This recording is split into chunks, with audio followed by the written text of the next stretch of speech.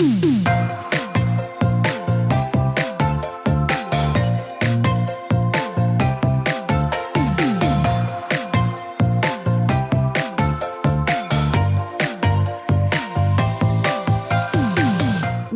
to the Plant-Based Podcast.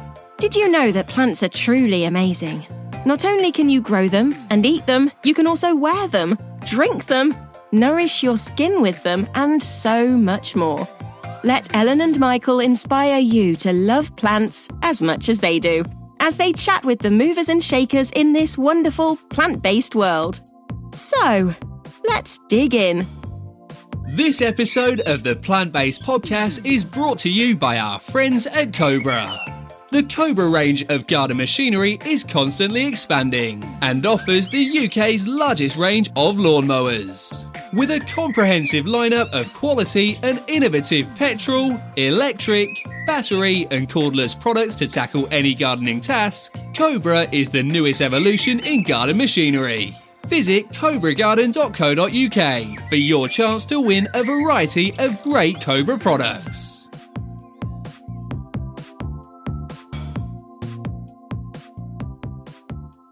So we're here today on the podcast with possibly our highest profile guest. So we're very excited. She's had a mixed portfolio career from the music industry through to TV. She's got many, many TV shows under her belt, including talent shows, Wanted Down Under, and Escape to the Country. But today, we want to talk to Nicki Chapman about the TV coverage of Chelsea Flower Show particularly. So welcome to the show.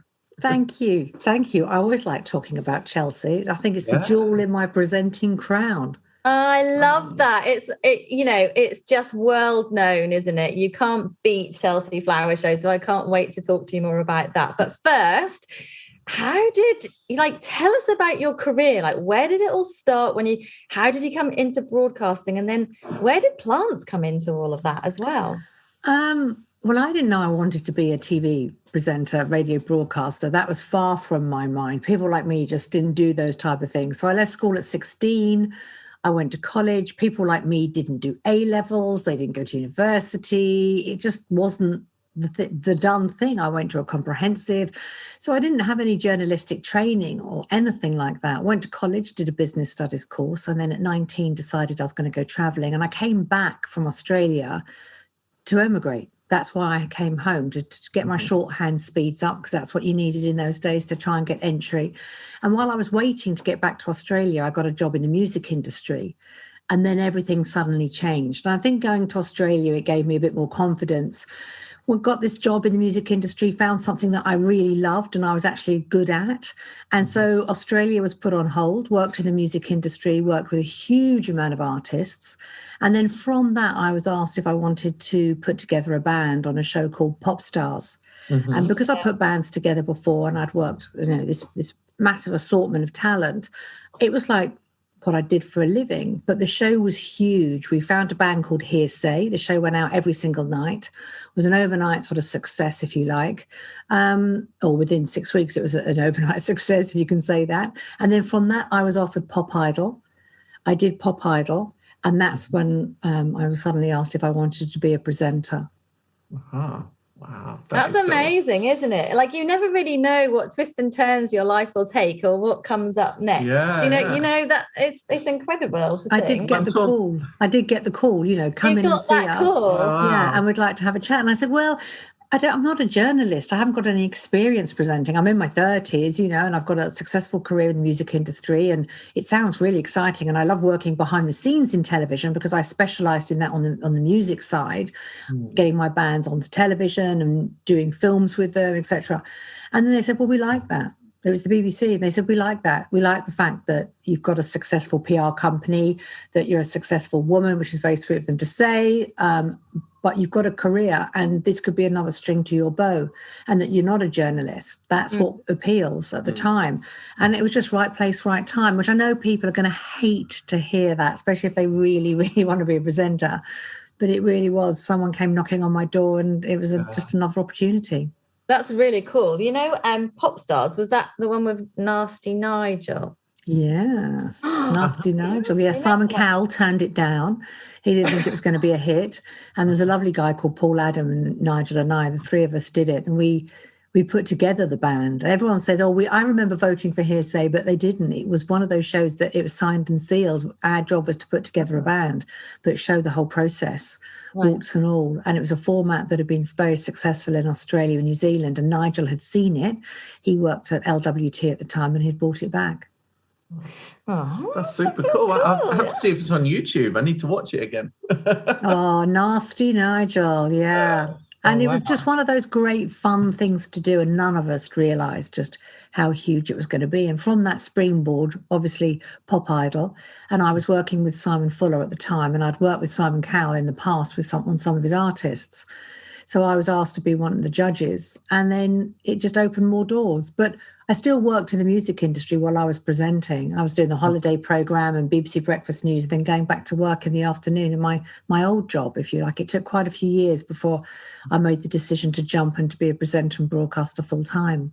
Wow. Very cool. And actually all the travel that you've done as well for the presenting overseas, that must be really cool. And also to see people getting their new homes and that kind of, that's nice work. Yeah. Oh, it's great. I mean, traveling with the bands, I saw the world with Spice Girls and with Take That. So I was very fortunate in my 20s to have gone to places like Japan and numerous times to America and Australia. And you never take it for granted. And I always realized, how fortunate I was. But then to be offered the holiday show and to go, one up on that, it was just, I keep using the word fortunate because you don't get anywhere without hard work. Let's be honest. Working hard, But the harder you work, sometimes the luckier you are. And it was great times, right place, right time. There we go. You make your own luck, definitely. Yeah, it's all about positive mental attitudes, everything. We were saying that a minute ago. Definitely. You attract what you put out. So do you know, like that whole universe thing? So if you're putting out good vibes and working really hard, you attract more of that energy. So that's what you make your own luck.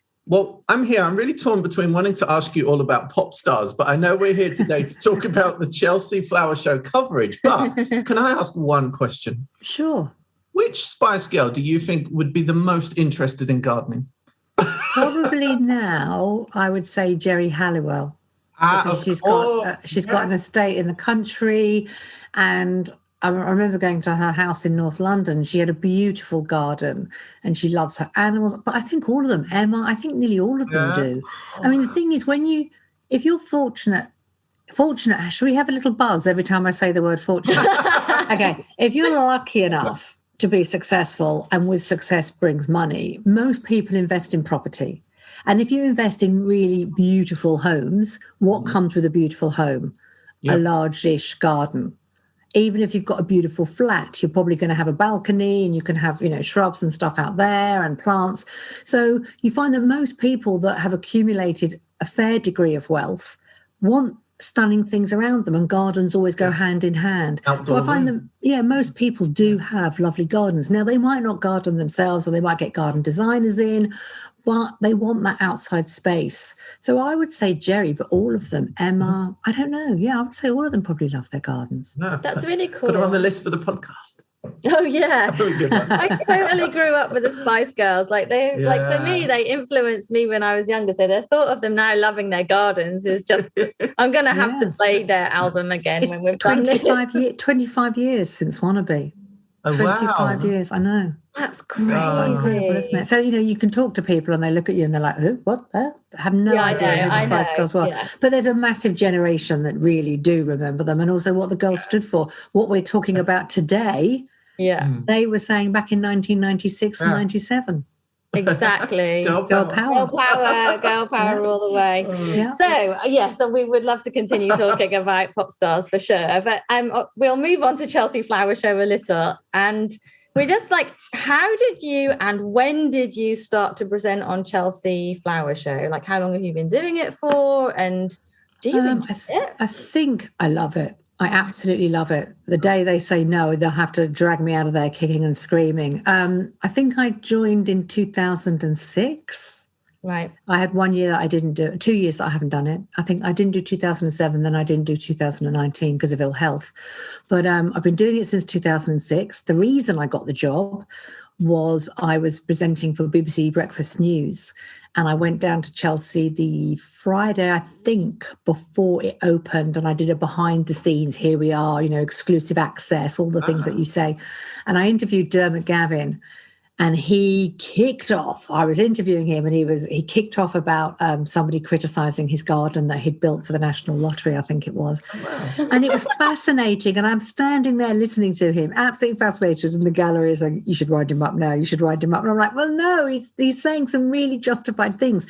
And it was just a brilliant, I don't know however long I was there, morning.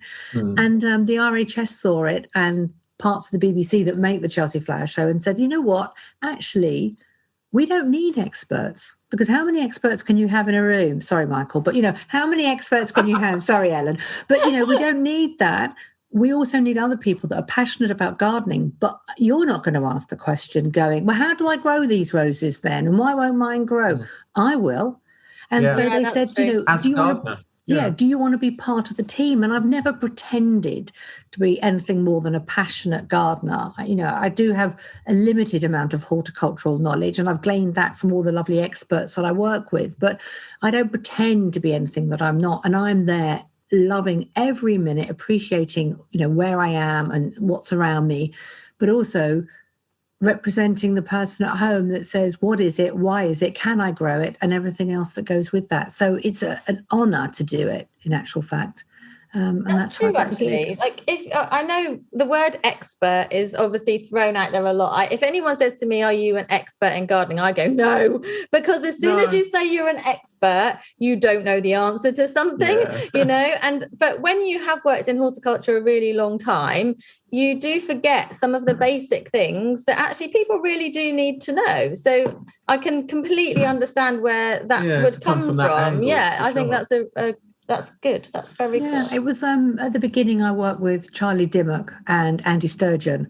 And it was great because I would say to Andy or to Charlie, now tell me about this garden. So rather than just standing there, they would say, well, actually the whole ethos of this garden is, and then if you look in that corner, and I'd be like, I never would have spotted that. Now, when they do these brilliant what's the word? When you go in and you have a look and you explain the whole garden, they do it so well and they're so eloquent, unlike me today. But what I will say to them is, but why did the designer do that? And then they will bring it alive, because I'll be looking at it and I'll see something completely different. And it'll be like when you go to a gallery. If ever you've been to a gallery, an art gallery with someone that knows a little bit about art, those paintings, if you don't know, come alive. And for me, standing next to these people, those gardens come alive. I love them on one level. And then by the time they've explained them all to me, I'm loving them on another level. Adam Frost, every year, I have my book. I go down on a Saturday and a Sunday. I'm the biggest swat. It's like a perfect gig for me. And I go around all the gardens. And Adam Frost takes me around each garden and explains the planting as to why, just to give me a little bit more background information. I've got all my notes, but him standing next to me explaining it just makes all the difference. And he just does it as a friend every single year. And then hopefully we impart that to the viewer at home, if not me, by Andy Sturgeon or whoever's explaining, or the presenter at the time is. That must be amazing, actually, to have that access, as someone, who enjoy being around plants. To be honestly, able to speak my to boots are out. My steel toe cap boots are out like 3 weeks before, and they're like, "No, you can't come down yet. No, you can't come down." But if I could go down, literally the week after they break ground, I would. But I go down on the Saturday and the Sunday, and then obviously we start on the Monday. But I will spend 2 whole days walking around there, and I still won't see everything. Yeah. Wow. Cool. Well, I think, for me, you've become so synonymous with the Chelsea Flower Show coverage. I can't actually remember who presented it before you. No, I don't. I love you. I've always liked you. I've always liked you for saying that. He's so smooth. Seamless. I filmed for many years with Andy Sturgeon, who's a massive favourite, but because Andy actually designs so many gardens now and wins so many medals as well, I can't always present with him because of his time, and he's actually got gardens. So James Wong I've presented with, which has been brilliant. Chris Beardshaw, and then obviously it does slightly change. The Rich brothers are doing it. Last year I did Chelsea from my back garden, not quite gold medal, but we got there, and I co-presented with the Rich Brothers and a bit of Toby as well. So it varies every year. But for me, I mean, what a gig. Oh, definitely. Well, we're going to talk more about the show in a moment, but obviously last year was pretty different and we did see your garden. And I want to hear a bit more about your garden. Are you a keen gardener, or kind of how big is your space? What are your kind of show plants, as it were? How big is my patch? Okay, my patch is small. I have an urban garden, and we had it designed about 13 years ago. And everyone remembers the 23rd of March because it was the day we went into lockdown. And about 4 days before that, I started getting the calls. Sorry, we're cancelling this. Sorry, we're cancelling that. We're cancelling. Yeah. And in one day, I lost all my work for the rest of the year. Now, don't feel sorry for me because people went through a lot more and my work came back. But on that day, on that Thursday before, the whole lot went. And I can remember just looking at my husband. The last call I got, I said to them, can you just wait till tomorrow and ring me and cancel? Because I don't think I can bear another bad phone call. God. And the weather, if you remember, was magnificent. Mm-hmm. And I'd been ill the year before. And that was a bad year for me. You know, that was a really bad year. So I was like, okay, as long as my parents, my friends and my family are fine, we can do this. No one knew how long it was going to go on for, but I'm thinking, okay, focus. The weather was so magnificent. I just went out into the garden. For 5 weeks, I spent every day in my garden. So when I got the call through saying, would you mind if we filmed? They hadn't even finished the line. And I went, yes, you can, because it's the best it had ever looked. And my palm trees were just exquisite. Yeah. Oh, I remember. I love gardening in a small space, actually. Yeah, I think you can, I've only got a really small urban garden, but I'm hopefully making that a real haven, and it's easier to manage a smaller space too. It's easier to manage, it's harder to design. Now, that lovely garden that you saw, I've had to have ripped out because we should have got rid of those palm trees years ago and I just couldn't bear it. But because I've got raised beds, anyone that's got a small garden will understand, you know, they just took over. They took all the light, but they took the beds out. So we had to sort of paper over the cracks when we were filming, or I did, painted over and everything, all the cracks. And then I've been working with Mark Gregory and Landform, his company, and they've designed beautiful gardens. So we're right in the middle of it now, and it'll be finished in about a month's time. Wow, that's going to be excellent. Yeah. I always think that whenever anyone talks about their gardens, it sounds a little bit like quite often people are apologetic if they have a small garden. It's like, well, I only have a small garden. Right. But actually I think small gardens can be immensely satisfying because there's something about designing a really small space and making that extra special. Being more creative. It's like quite creative. And I don't know, especially in urban environments, I just think some small gardens are exceptional places. So don't get me wrong, I would love a large garden, and when you watch these gardening shows, they all live in rambling houses in the middle of the country with acres and acres, and we would all love to live like that, but for various reasons we don't. And I think what I love about my garden is I'm passionate about it and I don't get as much sun as I would like in it, but also it's a realistic garden. And you know, when you're chatting about gardens, not everybody can have half an acre. And you're seeing these beautiful gardens. So I think in actual fact, last year with the Chelsea coverage, it was so beautiful to see behind the scenes of other people's gardens. Yeah. But also this is a London garden, and there's loads of people around the country in towns and cities and perhaps quite large villages that have a garden the same size as mine rather than half the acre. So I think it's nice to show different sides. And not everybody has a garden. If we've got a garden, however big, if you've got a courtyard, count your blessings, because there's a lot of people that haven't. And how much have we realised, you know, the beauty of what we've got so much. The last 12 months. So much. Do you know what? I think with this whole kind of, what would we call it, like a Zoom generation that we're in, we're actually seeing so much more, and we're kind of having access to people's gardens we wouldn't have had previously. And we're kind of, you know, really peeking into people's lives in a way that makes everything more homely, and kind of it builds the connection with people as well. So you know what, it's been a bad couple of years, but of course we've had some great developments in there as well. Exactly. Always, you know, I mean, it's, if you've really been through it, and so many have, you know, it takes a lot to cope with what's going on, and I appreciate that, but I always try to look for the win in every situation. And I had a very Mediterranean looking garden, and in the sunlight it just looked glorious. But with the new garden, we've put Wi-Fi out there. we've got the irrigation right, the lighting, because we found last year that we were sitting out there and working as much as we could. Yeah. And it's so good for the soul, however much space you have, if you can get outside, be it your local park, be it to walk along a canal, anywhere, the difference it makes is enormous. And when I was ill, I spent loads of time in my garden. I wasn't ill for long, thank goodness. My recovery was very quick, but it was very serious.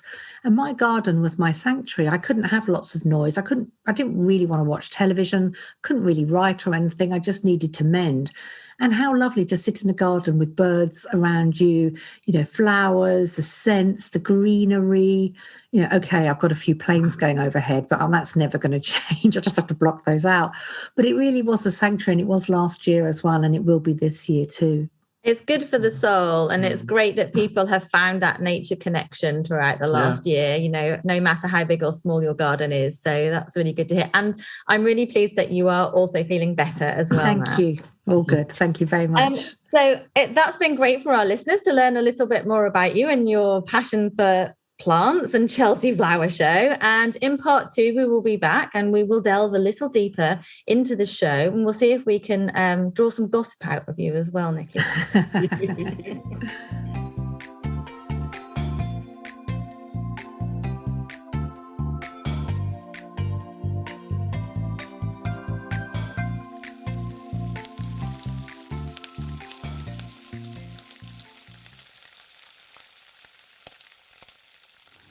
Good afternoon, everybody. Or good morning. We are Geri and Katie, veg-centric food bloggers, recipe writers, and happy contributors to the plant-based podcast. Katie, what are we sharing with the lovely listeners today? That's a great question, Geri. Today, being early May, it's all about asparagus, the holy grail of veggies when it comes to appreciating a seasonal diet. That's right. Asparagus is in season in the UK from mid-April to mid-June, 2 cruelly short months, and that's a lot. During these weeks, we chomp it daily, purse strings permitting, and this is one of our favourite recipes which showcases asparagus in all its glory. Yep, this grabiche salad is outrageously tasty and just a little fancy, yet super speedy to prepare. It's a veg-centric lunch you'll be enjoying again and again. Grabiche? Grabiche, capiche? Yes, grabiche. It's a classic cold sauce of old-school French cuisine made with boiled eggs and flavoured with mustard, chopped gherkins, capers, parsley and tarragon. We've taken these delicious ingredients and reimagined them into a salad. The method is simple. One hard-boils eggs in a large saucepan and throws in the asparagus spears for the final minute just to blanch. And the creamy, flavoursome dressing is a simple matter of whizzing up mayonnaise, organic kefir, white wine vinegar, tarragon and parsley. The pièce de résistance, very nice, thank you, is some delightfully crispy fried capers, which you simply fry off in a small saucepan with a few tablespoons of olive oil. These add fantastic texture and a lovely, oily, salty pop of decadence. Yum! Finely chopped cornichons give that all-important hit of acidity, which brings the whole salad to life. We've enjoyed this one twice this season already and love serving it with a slice of toasted rye and a good drizzle of olive oil. Please give it a whirl. We promise you won't be disappointed. For more veg-centric seasonal recipe inspiration, please see www.joeyandkatiecook.co.uk. That's Katie with a Y. And follow us on Instagram at joeyandkatiecook. Thank you for listening and happy cooking, guys. Bye.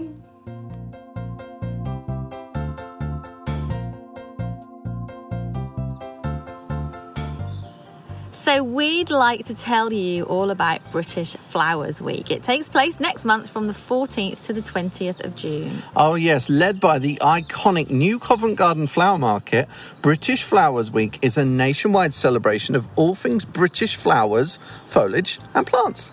And last year, hundreds of people up and down the UK, including the Duchess of Cornwall, helped to celebrate by decorating or placing flowers, foliage or plants in their windows. Yeah, so as a garden and plant lover this year, why not show your support for the UK's amazing floral and plant-based industries and do the same in your window?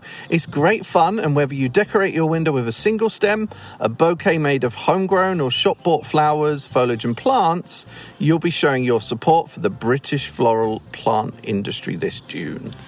You'll also, of course, be giving passers-by something beautiful to look at. Everyone will be staring in your window. Oh, for good reasons. So why not share your window, no matter how simple, using the hashtag British Flowers Week. And for more information on what's on during the week, including a competition for the windows, visit britishflowersweek.com. Cool. So, Nicki, we're back with you. We're talking about Chelsea Flower Show coverage on BBC. And we want to know some of your most memorable moments of filming the coverage. And, of course, any mishaps. Most memorable. Peter Kay got in touch with me a few years ago and said he wanted to bring his mum down because she loves Chelsea Flower Show. She'd never been. And he rang up and he said, can you organise, for me to come down? And I said, yes, only if you give me an interview. How ruthless is that?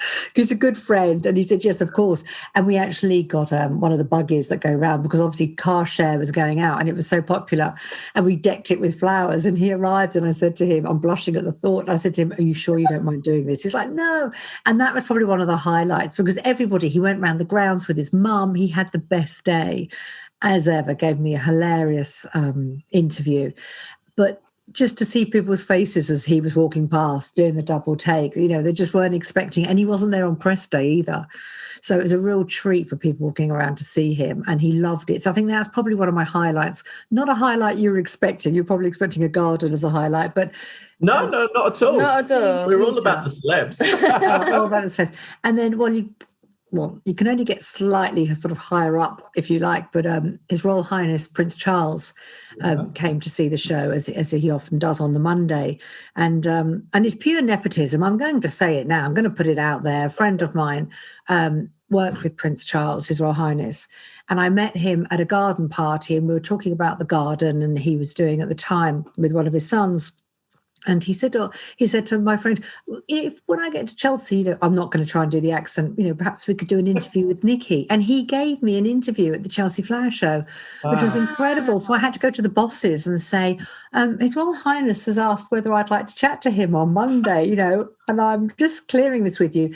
But, he's so well informed and, he thinks about everything he's involved with. And, he's been championing gardening and green issues and eco issues for years. I mean, I was the age where I remember him in the 70s and 80s doing it, not the 70s, but I know he was. Yeah. And he's such a maverick and ahead of his time, or he was, and we're sort of in a way caught up. And so that was probably one of my highlights, to be standing at Chelsea interviewing His Royal Highness Prince Charles, something I never thought I'd be doing. That's amazing. Like, I have to be honest, I obviously, Chelsea is amazing. It's so inspirational. Seeing all the gardens is just phenomenal, and being able to go on press day is such a privilege to do that, because you get to see the gardens and you get to chat with people. But I have to be honest, I do get massively starstruck, and I try really hard to not be giddy about it. Everybody, basically everybody. And who did I saw? I remember seeing Dermot O'Leary. I just think he's ace. I love him. And I saw David Williams as well, walking around with his mum. Anyway, lots of different people. Trevor Nelson was there once. You do that kind of double take moment. It's I do the pretend that I can't really see them thing, but really I'm looking at it. Anyway, sunglasses I get super excited.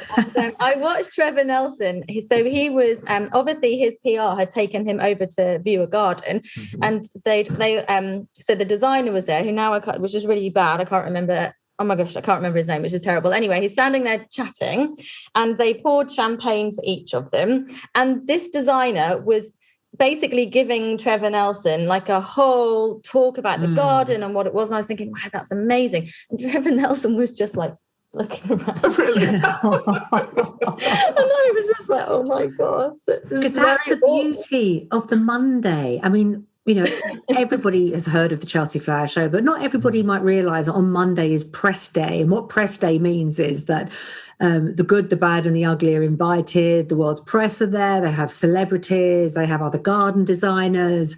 So if you are lucky to get that Willy Wonka golden ticket, you're walking down the grounds with hardly anybody else there. And if you are, you're going to be bumping into Joanna Lumley or Ringo Starr or Rod Stewart, who go every single year. And I obviously work on a Monday, so I don't always get to see everybody that was around. But a couple of years ago, as I mentioned earlier, when I couldn't do the show for health reasons, I went on the Monday. It was the first day I was allowed out, and it was absolutely fantastic. And they all said to me, "Are you missing presenting Chelsea this year?" I'm like, "No, I'm having a ball." Yeah, I'm on my holidays. Exactly. It is just incredible. And I think if you are fortunate enough, and there goes the bell, because I talk about gratitude and fortunate in the first half, and everyone's going to say, "Stop using that word, Chapman." But have the luxury of a designer taking time out where they've discussed their garden a million times, and I really don't want to discuss it again. "Oh, Nicki, hello." And I say, "Would you mind just quickly giving me the overview of your garden? Not on camera, just to me." And they take the time, and it is the 100th time they've had to say it. But to stand with a garden designer there, or one of the growers, let's not forget them in the great, in the marquee, who can say, "This is what we've developed. It's taken us 20 years and blah, blah, blah." For them to talk to you about that journey, forget celebrity journeys. Let's talk about plant and garden journeys and how long it's taken and their expertise. It's a wondrous thing. And they tell you as if you're the first person that has asked that question. Oh, and they haven't. And then when they invite you on their garden and they take you around, again, it's just wonderful. Absolutely wonderful. It so lifts the soul. Wow. And what would you say in terms of, are there any gardens you specifically remember, or any trends that you've noticed at the show over the years, or any gardens that you've wanted for yourself at home? Yeah. Oh, yeah. Yeah. Dig deep, Chapman. Dig deep. I mean, Toby Buckland tried to tell me that orange was the colour last year, orange and black. He was desperately trying to convince me. I just said he was obsessed with bees. That's what my thing was. But he did have orange in his garden, and we did a lovely Zoom live thing into the show. But I think, Dermot, for pushing the boundaries. He had the hanging, what was it? The hanging, what was it called? The Hanging Garden of Babylon, wasn't it? Did you ever see that? Yeah. Which was exquisite. And he also had his Willy Wonka garden where everything went round. It was all mechanical.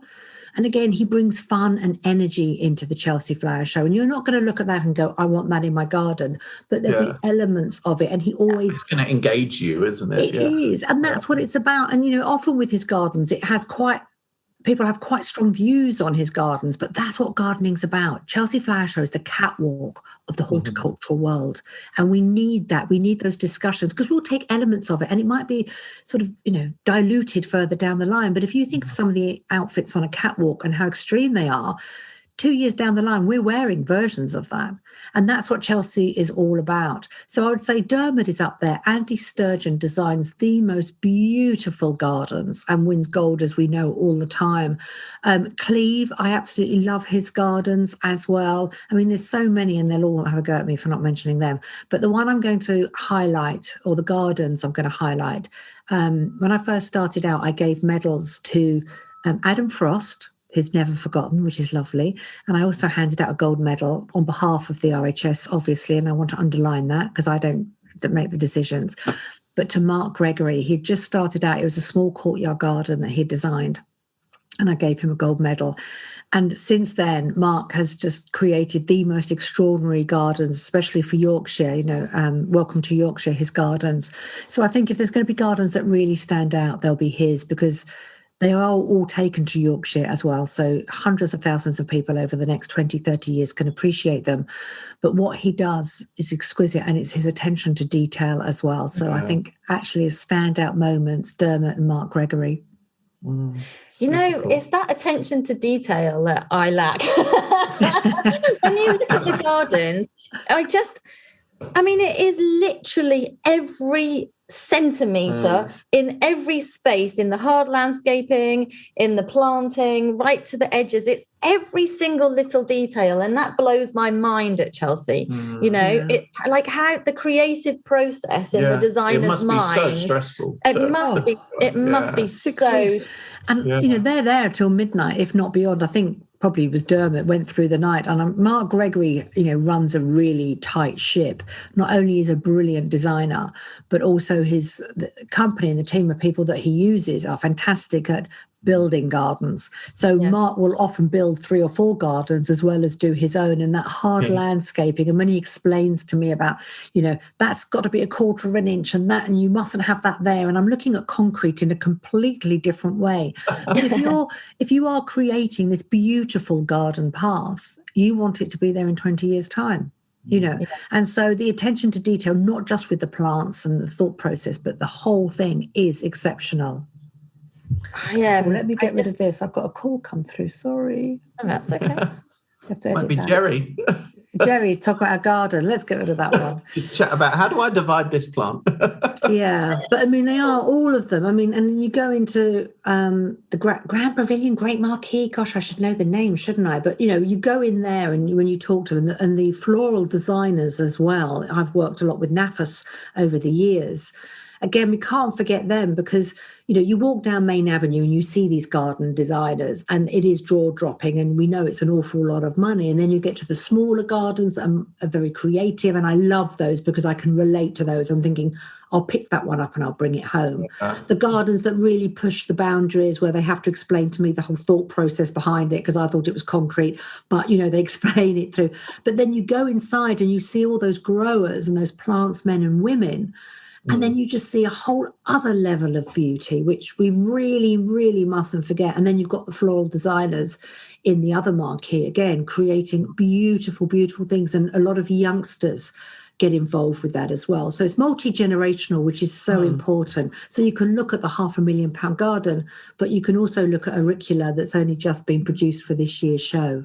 Yeah, I actually love going into the market. Oh, definitely. And just seeing all the different species, but, you know, all grouped together, because it's rare that you actually see that, you know, alliums will be planted with your tulips and whatever else. But just to see them all the different varieties, it blows my mind. I can always remember the allium stand. All the giant alliums, they're like lollipops, aren't they? Huge. Absolutely. Is it a Dutch grower? I should know his name. Yeah, but it's W.S. It's Warmenhoven, isn't it? Yeah, amazing. Absolutely amazing. And, you know, dahlias. Where's my obsession with dahlias come from? That's come from the Chelsea Flower Show. Wow. Well, this year's will be interesting because it's obviously in September and dahlias will be completely, you know, on fleek at that moment. They have got to be in more show gardens this year. Like, I don't think any show garden's ever had a dahlia in it. Well, probably just a few, but not very many. But this year it's going to be all the dahlias and maybe even some cosmos. Imagine seeing cosmos at Chelsea. Yeah, nice. It is going to be very different. I mean, one of the things I'm really pleased about and proud of is that I got Radio 2 involved with the Chelsea Flower Show. I did the introductions and, to be honest, I left them to it. But I got them down and I said, you must come down as a guest. There's a midnight garden tour. They call it the Twilight Garden Tour. And I took an amazing lady from Radio 2 down with me called Helen, and she was just mesmerised. And then 2 years later, they had the Radio 2 sensory gardens, which they did with Zoe and Jem Vine, and that was very cool. And it was brilliant, and I was so delighted because I introduced Helen to the RHS and said, you guys could be great together. I don't know what you're going to do, but Helen, Hayley, go off and make some magic, and they did. And Radio 2 have been huge supporters of the Chelsea Flower Show since then, which is wonderful. Actually, I love it when you listen to Radio 2 because quite a few presenters do now talk about gardening in their show. They'll be like, I've been at home gardening. Well, Vanessa, I think Vanessa has a sort of a weekly gardening spot on her early breakfast show, and Zoe's a huge gardener, absolutely huge, I love that. So do you have any news or about coverage for this year's show in September? What's happening this year? Well, we've got to wait and see. I mean, the RHS have confirmed that week, all going ahead, as fingers crossed, as we all are, because, we now know not to ever say anything's 100%. But we're all being very positive and excited and just waiting to hear. So I can't give you any exclusives, I'm afraid. I'm with you guys. I'm waiting. But I think it'll be a really fascinating show. First time in the show's history that it's not a spring show. So it'll bring fresh challenges, but it also will give it another look. And the fact that last year's coverage was so successful, but this year we can go back to Chelsea, will make it even more special. And I think it will be a big celebration. Oh, definitely. Well, definitely. Wow. I was filming that week last year and it was amazing weather. So let's hope we have great weather as well. Are you looking forward to it? Yeah, definitely. What do you think the best thing is about the Chelsea Flower Show? Oh gosh, we're doing the interview, not you. Nicki's a pro. Right. She knows just what she's doing. That's a good question. You answer first. For me, it's really the floral marquee because, I'm a plantsman and I want to go now. I want to see new varieties. I want to learn from those experts as well. And the gardens are very nice, but there's only a few gardens each year that stick in my mind, if you know what I mean. It's kind of, a lot of it is, just a big space. But Floral Marquee, it has to be. I spend most of my time in there, and it's just, I love it. You shimmy your way around, don't you? You like shimmy around. But just imagine the smell of it as well. It's fab. It's fantastic. So Floral Marquee. Yeah, I mean, the Floral Marquee is high up for me as well, but I love seeing like all the designs and the trends, like trying to spot the trends for the year. Like, I'm not a big trend fan when it comes to gardening, because I think all plants are amazing no matter what, but I love just spotting how it changes throughout the year. So if you see certain like plants in some of the designs at Chelsea, and then online, like on Instagram and whatever, you see loads of people then using that plant in their garden. I love like kind of watching that happen. But I asked one of the designers, who decides that this is going to be in or that's going to be in, or it's all going to be about ferns or whatever it is. And they said it's normally whatever the nurseries have and has done really well. So we all just go. Honestly, and I was like, really? Yeah, I was so disappointed to hear that. I thought like all the designers would get together and look at like the colour Pantone of the year or something, and then like all work out what would be the cool plant. But no, when they said that to me, well, it's really what's available. I was like, oh, okay. I know. Trends are just a different way of marketing, aren't they? At the end of the day, I suppose so. I love the take home. The trends. Yeah. I love the take home. This is what you can do. This is the trellis that you can put up. You can do this, you can do that. I love all those take homes. And in the daytime show, we do a lot of that. And I'm there like, yeah, okay, I can do that. The little notepad. No, it's wonderful. Just to talk about it. I mean, I know this is a podcast, but all three of us are smiling. That makes you feel so happy, doesn't it? No. That's what it meant. And the great thing about Chelsea, and I really want to reiterate this, the RHS do such an incredible job, but you don't have to go. There's probably going to be less people allowed in, I'm presuming, this year. I don't know, but I presume there's slightly less on numbers. They're going to have to look at social distancing and all those very difficult, complicated things. But if you're a viewer at home, and don't get me wrong, 2 years ago, I was that viewer and I watched all the coverage sitting on a chair at home quite happily. What you see is wonderful. It's lovely if you can go, and there's amazing garden shows all over the UK. So support your local one this year. They'll need you more than ever, especially like the nurseries and everything else. But, if you watch the Chelsea Flower Show from home, you get to see everything. And that's, I think, wonderful. And actually, to be honest, if you go on one of the days that aren't the press day, it can be really hard to see some of the show gardens because it's backed up like 10 plus people, but you're sure. Isn't it? That's why. Oh, you can't see. Do you know what I've got? If it rains, get out there because there'll be no one looking at the gardens. True. Yeah, but the other thing with Chelsea is the way they monitor it with the numbers. And I know you can have afternoon and morning and you can have all day passes. But because I'm walking up and down that main avenue the whole time, it's amazing. It's like waves of people. So if you get there and it's really, really busy, take a picnic with you or buy some food, sit under a tree, exactly, watch everybody walk past, give it half an hour, and suddenly there'll be like a half hour of nobody around, and then the next wave will come through. So don't panic, and whatever you do, wear comfy shoes because there's so much. Oh my gosh, yes. Wear comfy shoes, 100%. Oh, and I usually wear a suit because it's press day, but it's not the most comfortable thing to wear. I think I like to go in joggers. I wonder if people will go in joggers this year. I bet they do. Yeah, no one minds anymore, do they? I always walk around in dresses and trainers, and then for the show, I put my shoes on, and then everyone always takes a photograph of me with trainers. But now trainers are so in fashion, it doesn't really matter. Yeah. But I don't know how many miles we all walk, but it's an awful lot. My favourite thing is Joe Swift, obviously. I mean, Monty, wherever he goes, people are just stopping him. So he tends to put his head down and walk very fast. And Joe does the same because everybody wants to talk to Joe. I don't have that problem. And so whenever I go past Joe and I see him with his runner, with his head down, walking through the throngs, is that Joe Swift? Is that the lovely Joe Swift? And I always shout it out really loudly. And everyone turns around and sees it, and then I scurry off. Yeah. I guess it depends if he's got his hat on or not, because he's quite known by the hat, isn't he? Oh, we love the hat. Yeah. We love the hat. And of course, one year Joe did a garden. One year Joe did a garden and won gold. Okay, right. Years ago. Yeah. What year was that? 5-6 years ago, he designed, because I think Alan before Titchmarsh had always teased him and Monty and everybody about not having a garden. So he did it. But let me turn it back. What about the two of you? Yeah, I don't know. I feel nervous to do that. Would you design a garden, the two of you? Such a big thing. I don't know, because you've really got to get it right. Yeah. I'd love to do it, but you would need to be the attention to detail person. Yeah. And Michael's definitely dragging his feet on this one, isn't he? Look at that. Yeah. I don't know, it makes me nervous because this is like the pinnacle of everything, isn't it? Having a garden at Chelsea. Yeah, but that's what's amazing about it. Would you not want to do it? No, I would, but I would be very nervous.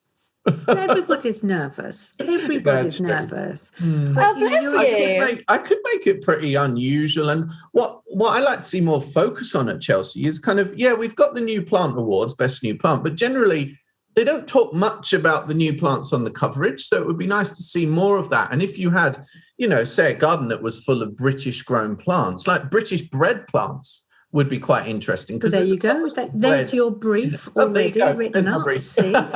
And, submit that to the RHS. We know that they'll be judging you on your brief, not on the garden next to you. Definitely. That's an important thing to remember. And you could call it the Plant-Based Podcast Brief or something. Yeah, there you go. See, we have muted it a few times, but we've never really dared take the step. Maybe over the next few years it will happen. Do it. Wow. Don't live with regrets. I agree. Just before we come to the end of our interview of you today, Nicki, I just want to ask, have you been to any of the other flower shows and how did you find those? Yeah, I have actually. The closest one to me would be Hampton Court. Yeah. And I've been to quite a few of the others, Chatsworth and things like that. But I love Chelsea because it is so different. You can't compare any of the others. I think the others have a much more relaxed atmosphere, much more family. It's a day out, you can enjoy, whereas Chelsea is all about the Chelsea Flower Show.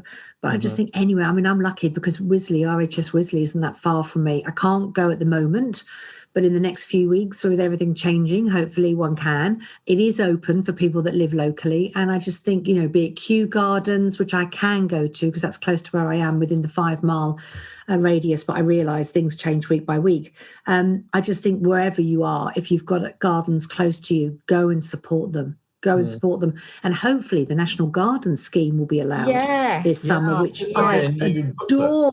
If people don't know what that is, shame on you. It's amazing. On your doorstep, you can be nosy around other people's houses and gardens. I love that. It's like going on Rightmove and looking at people's houses, but you can actually go in the garden. Yes, it really is. Yeah, which is a lovely thing to do. National Garden Scheme, if people are interested, it must be coming back, fingers crossed. That's brilliant. And they raise so much money for charity as well. Yeah, they do. They do, and it's on your doorstep. If you look it up online, you'll find gardens within half a mile, a quarter of a mile, probably from where you live, and you can go there, or you can go further afield. So there's lots of things, and I really think this year is the year that if people feel safe and are able to go out, once we're allowed, go out and support these places because it'll be good for you, number one. But number two is it'll be good for them as well. And that's just as important. I think it's going ahead. They sent me through the big directory. Yeah. Oh, the big yellow book. Yeah. So I think some of those are going ahead, which is really cool. I got to say, some of my most enjoyable visits have been from going to NGS Gardens because you do, sometimes you're able to chat with the owner or people there and you find some immensely knowledgeable people that you would otherwise never meet. Yeah. And I once met a lady who collects snowdrops, and that's like quite precise and they're very expensive. Some of them are. She had the most amazingly rare snowdrops. Wow. And then she walked me around and told me what they all were. It was amazing. No, that would be you. I would not stand on a snowdrop.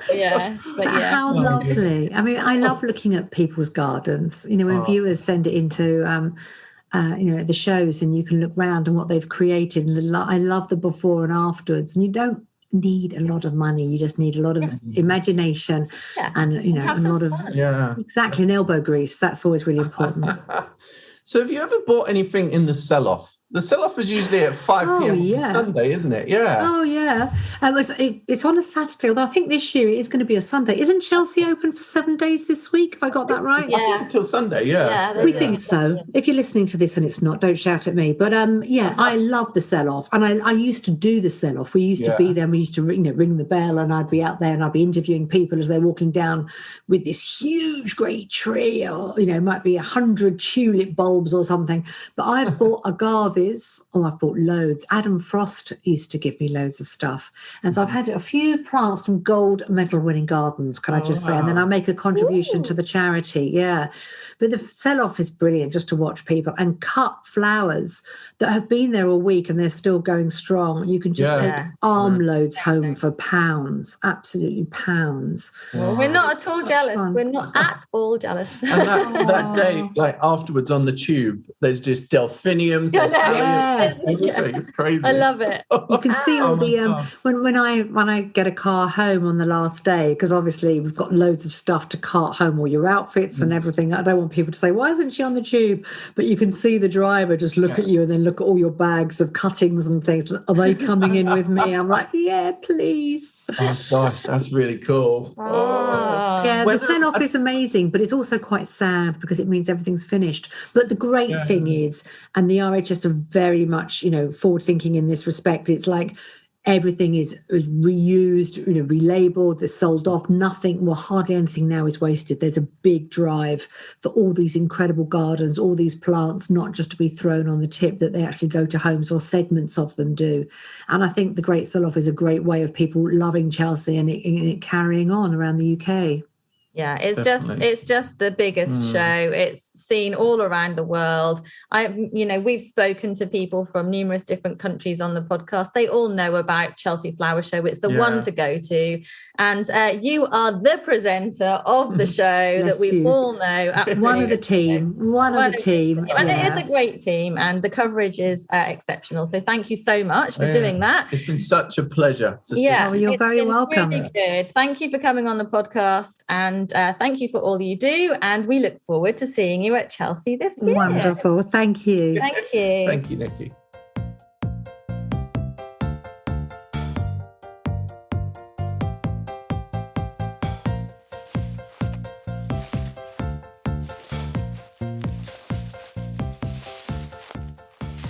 Hey there, it's Tom again from Forage and Folklore Tours. Today I'm going to talk to you about actually a tree that is both very cool historically, but also an awesome foraging opportunity for us. I'm of course talking about the hawthorn tree, which is most associated with the month of May, because it's associated with May Day, as we know now, May the 1st. It's also known as Beltane, and it's celebrated to signify the beginning of summer, because in pre-Christian calendars there was really only two seasons, summer and winter. It's actually funny though, because May Day was really celebrated when the hawthorn flowers started to blossom, and we haven't had any come into bloom yet this year. But with our modern calendar, we mark May Day as May the 1st. And that is, again, the celebration where you typically dance around the maypole. That's how most people know it. But anyhow, in terms of the foraging perspectives from it, the young leaves that are out now, you actually can eat those. They are edible. And Ashley and I do pick them and toss them in our salads every now and then. And when the flowers come, you can do various things with them. Most often people make wine.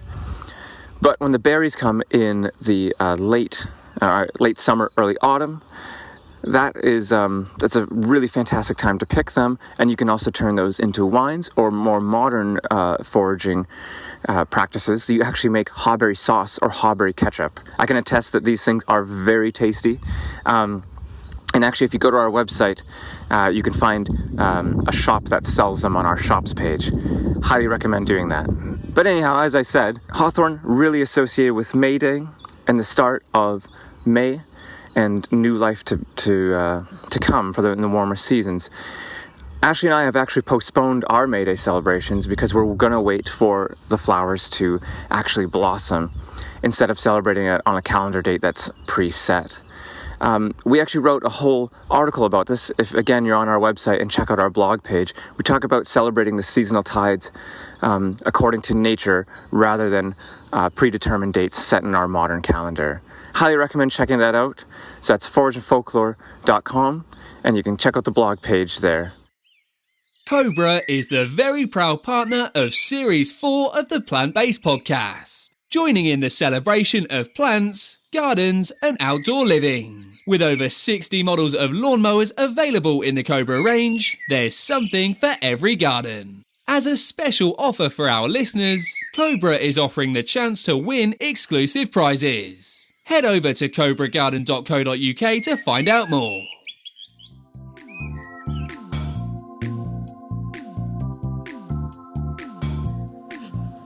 Sorry, it's Chelsea Flower Show virtual week coming up, and I'm giggling because Michael's sitting here munching away on a Mars bar. I am.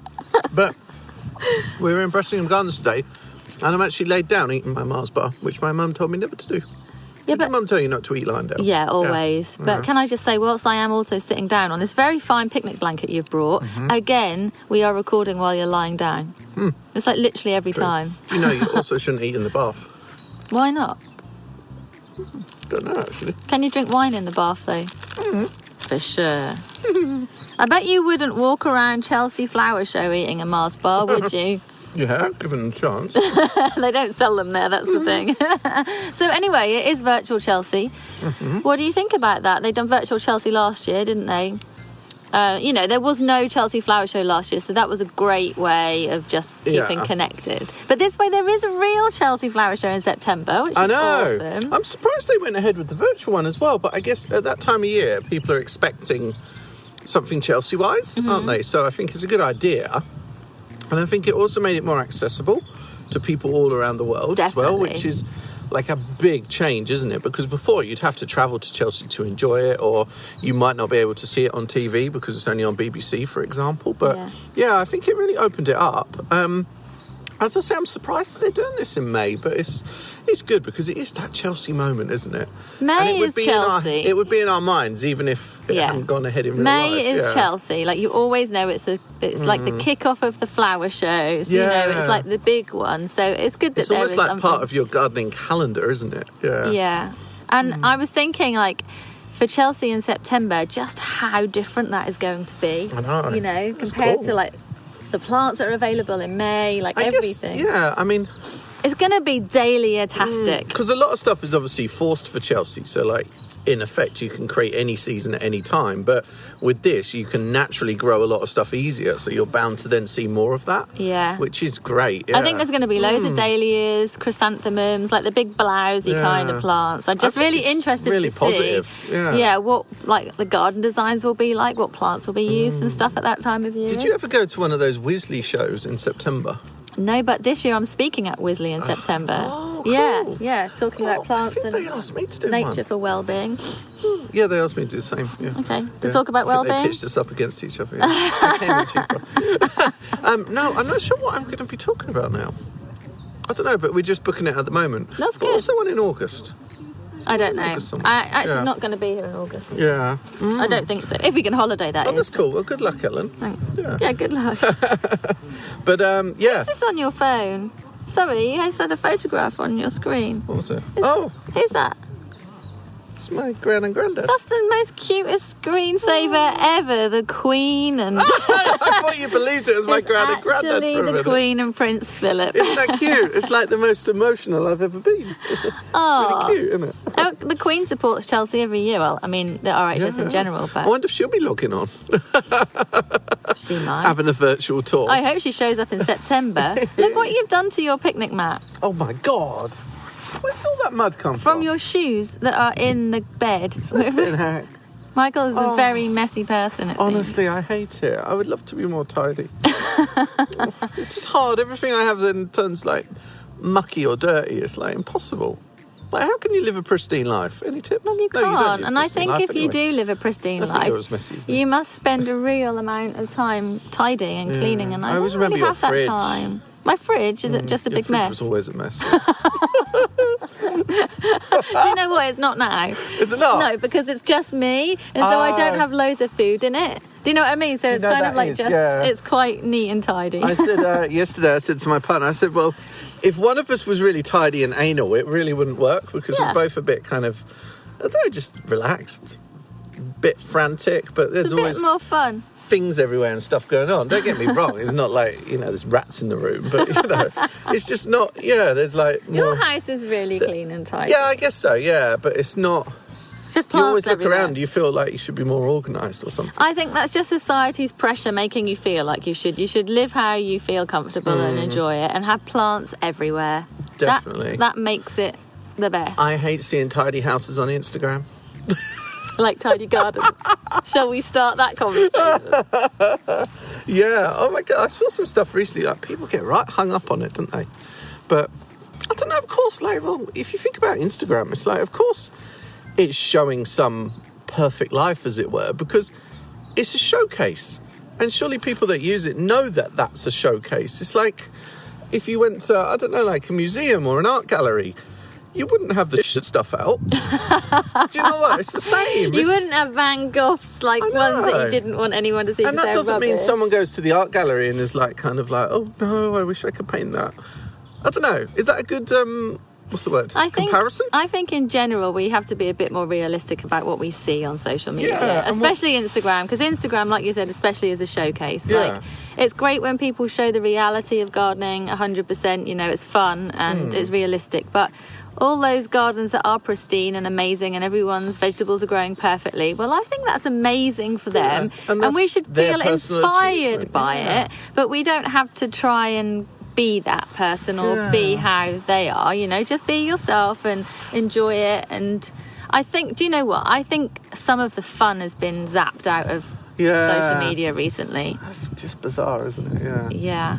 I don't know, but each to their own, you know. You don't have to engage with that stuff, and you engage with accounts that you feel good about. Unfollow people who you don't want to follow. At the bottom of all that, it's just a lot of jealousy, do you know what I mean? Just because someone's done a better job doesn't mean you have to compete to do it. And that's just their personal stuff. That's what they're doing, and that's great. I don't ever feel competitive with that I just when I see amazing stuff, I think, wow, that's amazing, good for you. I don't think, but I haven't got or done that. I just think, well, I'm doing what I'm doing. I'm too interested in myself, really.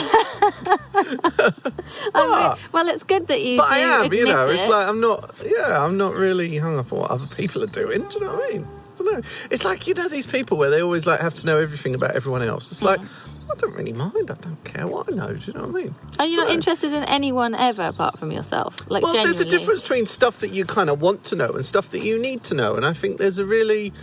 People get hung up on like needing to know so much stuff, but it's kind of... It's because the information. It's because the information is so accessible now. Like earlier on, we were talking about those Hessian books. We used to go to the library and get the book that we wanted to read, and we would read that front to back. You know, but now there's so much information. It's like forced everyone into thinking they need to know everything now. Definitely. But you don't need to know everything now. Take your time and learn step by step. To know everything now about other people and to be nosy is like you don't need to know all that stuff. When you put some stuff out on social media, people assume that you're, you know, free game. No, definitely. You know, they expect to know everything about you. And people always want to know stuff about, you know, I don't know.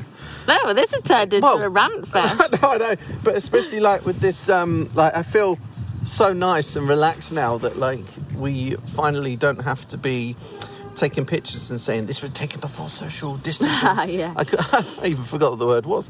And just like then, you know, now I can, you know, come on a picnic with you like we are right now, and I don't have to then explain that away or be like, we're in a bubble. Yeah, do you know what I mean? It got a bit crazy. That's a bit exhausting because all the energy was put in the wrong direction. It was all put on kind of like, what am I going to get caught out for?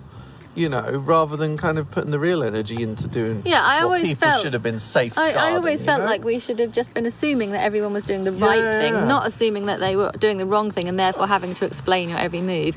I'd just love to say right now, so we're on this picnic blanket at Bressingham. Michael is literally... officially horizontal. He is officially horizontal. There is mud all over the blanket from Michael's shoes. Yes, they're really... Corner. Oh my God, it's covered. And... I'm pretty sure that the gardener thinks that we're having an affair.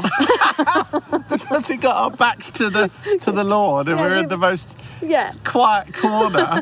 We're in a random position, and then there's our backs to anyone who's walking by. I'm so tired, Ellen. I'm not sure if I'm eating enough vegetables. Shall we meditate? I'd love to. Yeah, right. I'd love to meditate. What do I need to do? Well, relax. But are you going to actually relax? Okay, I don't know. Will you? I've got a thong on, so maybe not. Oh my goodness.